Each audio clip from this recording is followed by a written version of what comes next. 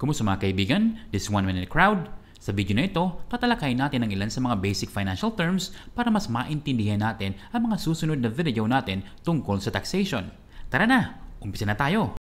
Naparegister mo ng negosyo mo. Bukas na ang pinto mo sa mga customer. Excited ka na magkaroon ng sales at magkaroon ng net income. Teka, ano bang sales at net income at paano ba makompute ito? Ang mga susunod na konseptong pag-uusapan natin ay magagamit natin sa ating talakayan tungkol sa tax. Napakahalagang maunawaan natin ang mga basic financial terms na ito, hindi lang para sa tax, pati na rin sa ibang aspeto ng finance. Ang unang konsepto na tatalakayin natin ay ang sales. Ang sales ay ang halaga na nabenta nating produkto sa mga mamimili. Para makuha natin ang sales amount, kailangan multiply natin ang quantity ng produkto na nabenta sa sales price. Ang sales price ay ang halagang ibabayad sa atin ng ating mga customer kapag bumili sila sa atin. Halimbawa, may tindahan tayo ng mansanas. Nakabenta tayo ng 10,000 mansanas ngayong buwan. Kung ang bawat mansanas ay ibebenta natin sa halagang 20 pesos bawat isa, ang total sales natin ngayong buwan ay 200,000 pesos. Para may maibenta, kailangan natin bilhin muna ang produkto sa ating supplier, lalong-lalo na kung tayo ay nasa retail or merchandising business. Ang halagang ibinayad natin sa ating supplier para makuha ang mga produktong ating ibebenta ay tinatawag na purchase cost. Ang purchase cost ay binubuo ng presyo ng binili nating produkto sa supplier at iba pang direct cost para makuha natin ang produkto gaya ng freight charges.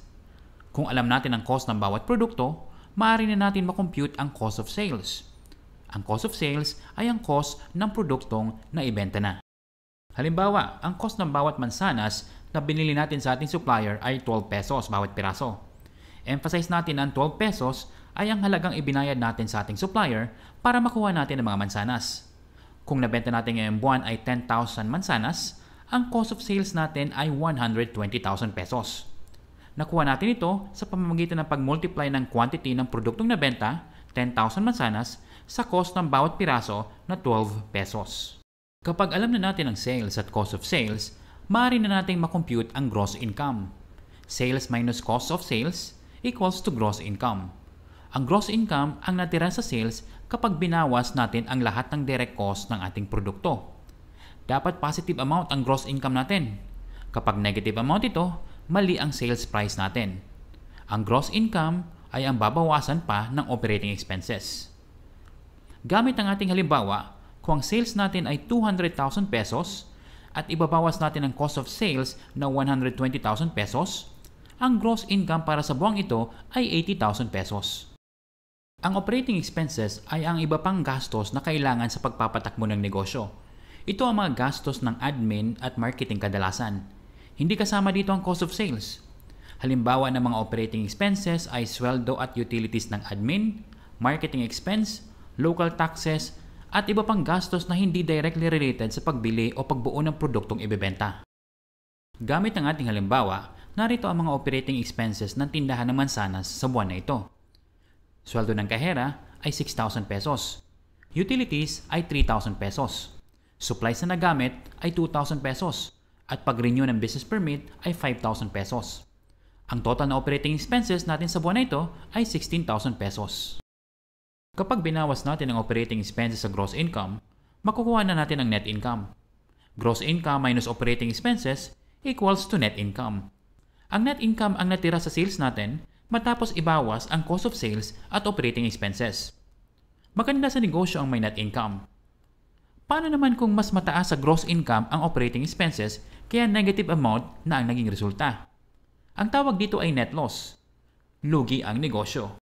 Gamit ang ating halimbawa ulit, kung ang gross income natin ay 80,000 pesos, minus natin ang operating expenses na 16,000 pesos, ang net income natin ay 64,000 pesos. Ayos! May kita tayo ngayong buwan, 64,000 pesos. Review natin kung paano makompute ang net income. Umpisa tayo sa sales minus cost of sales equals to gross income. Minus natin ang operating expenses sa gross income, makukuha natin ang net income. Ang net income ang natirang kita matapos ibawas ang lahat ng gastusin sa negosyo, ang cost of sales at operating expenses. Kaya napakahalaga na tama ang sales price natin.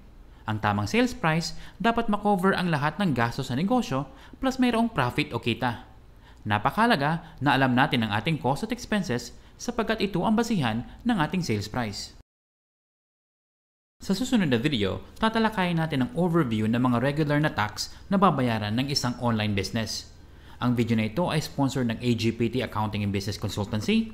Hanggang sa muli, happy learning!